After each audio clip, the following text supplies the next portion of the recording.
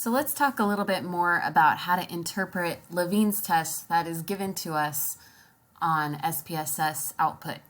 So again, Levene's test, it examines that assumption for the homogeneity of the variances, which essentially is just our requirement in order to use the independent samples t-test, is that our two different samples need to have about the same amount of variability across them. So Levene's test actually tests that assumption, and the way we interpret it is we look at what the SIG column says. So underneath Levene's test, you'll see a column that says SIG. So remember that every time SPSS gives us a column labeled SIG, what that represents is actually our p-value. So always whenever we're making decisions about our tests, we compare that p-value, which is labeled SIG in SPSS for some reason, we compare that to our alpha level.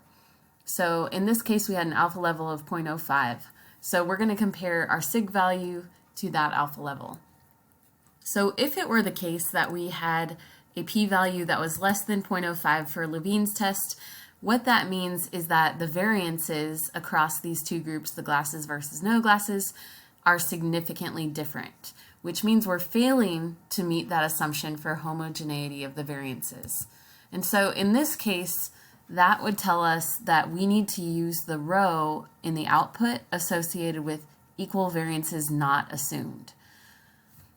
Versus if our SIG value in Levene's test was bigger than or equal to our alpha level, what that would mean is that the variances across our two groups are not significantly different. And so in that case, we would know to use the row that's labeled equal variances assumed. So really all Levene's test ends up telling you is which of the two rows that you should look at for the rest of the t-test. So let's look back to our example data and see what our Levene's test shows us. So looking at our output from SPSS, we have our value for Levene's test. Again, it's that SIG column underneath Levene's test. And what we want to do is we want to compare that to our alpha level. So our alpha level was 0.05. And so this value for P, aka SIG, is bigger than our alpha level of 0.05. And so since that value of 0.41 is bigger than our alpha level, which was 0.05, that would mean that the variances are not significantly different, which essentially all that ends up meaning is that the row that we want to look at for the rest of our analysis is going to be that equal variances assumed row. So again, Levene's test will just tell you which of these two rows to look at. So in my evaluation on the last slide of our Levene's test, I determined that we need to be using the equal variances assumed row. So had you had a significant Levene's test, you would just use the other row that I now have crossed out. So I crossed out the row that we don't want because we don't want to look at that anymore. We don't need it. And so at this point, we're also not needing Levene's test for anything else. So we can kind of just ignore that information from here on out. So now we know which of the two rows to look at to get our values for t. So in evaluating our t-test, we're going to do a similar kind of thing in that we're going to look at that SIG column again. So remember that these are always going to be the rules associated with interpreting output from SPSS. So it's always going to be the case that if our SIG, which is our p-value, if our SIG is less than our alpha level, that is always going to be associated with the decision to reject the null hypothesis, which in words that make more sense to people means that there is a significant difference between those things that you're comparing. If we had a SIG or p-value that was bigger than our alpha level, so if the number was actually bigger than our alpha level, then we know we make the decision to fail to reject our null hypothesis. Anytime we're failing to reject our null hypothesis, that essentially just means that there is not a significant difference.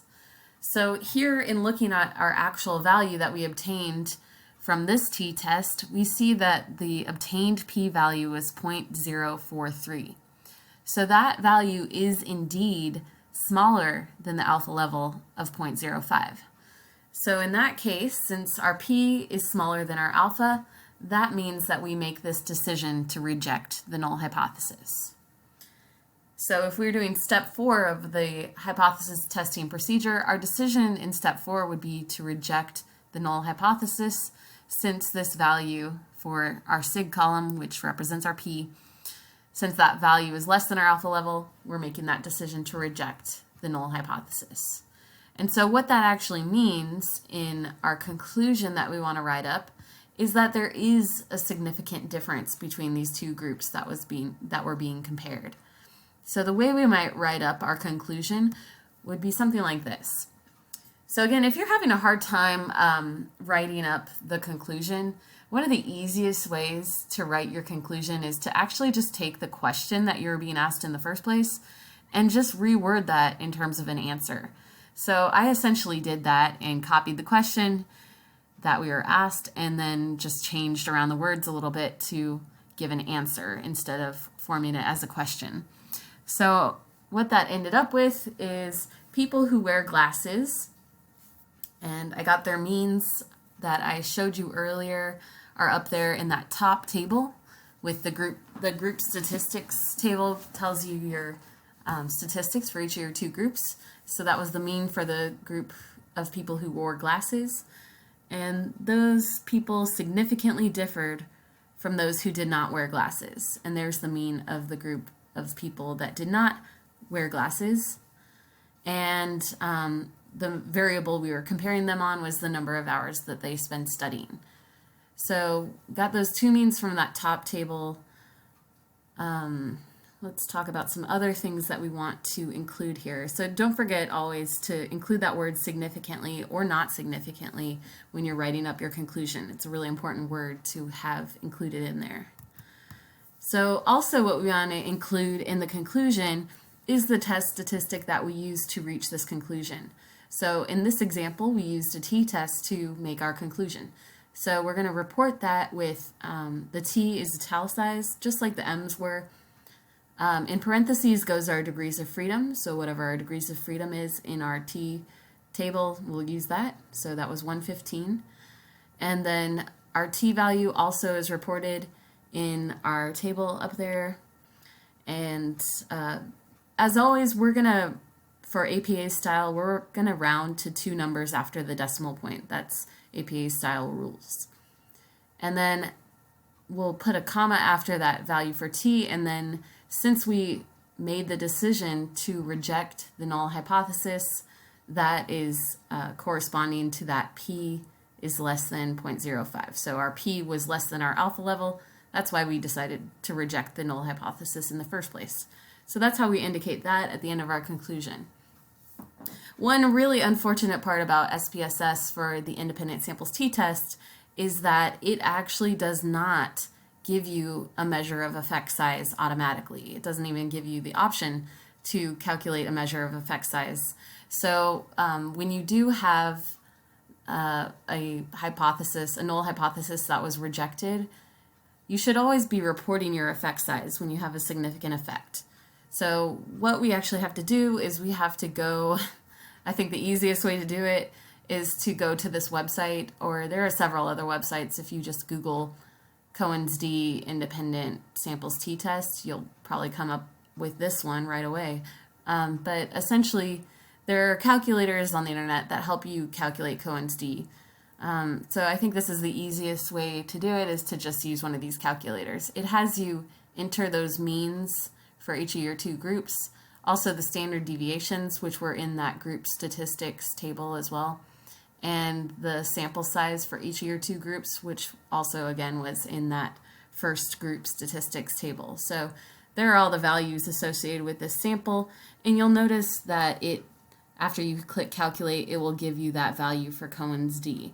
So this is what you can report in your actual conclusion. So you'll see that here I added that value for Cohen's d, and again I rounded it to 2 numbers after the decimal point just to have it be an APA style. But that will be the end of our conclusion for the independent samples t-test.